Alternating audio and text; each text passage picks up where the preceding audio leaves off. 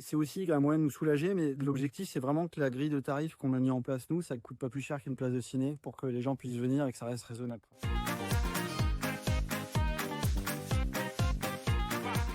Il y a des amis qui nous ont parlé qu'il y avait des personnes qui louaient des piscines et une plateforme qui le faisait.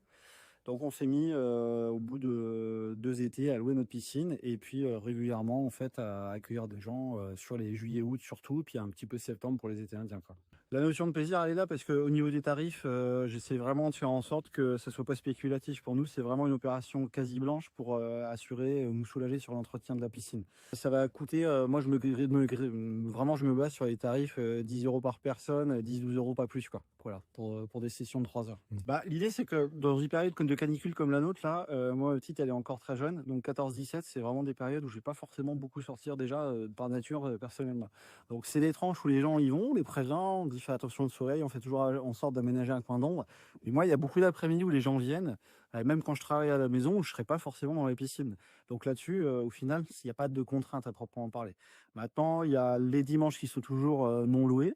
Mais sur la plateforme, en l'occurrence, on peut louer le soir, quand vous voulez, à n'importe quel moment, quoi.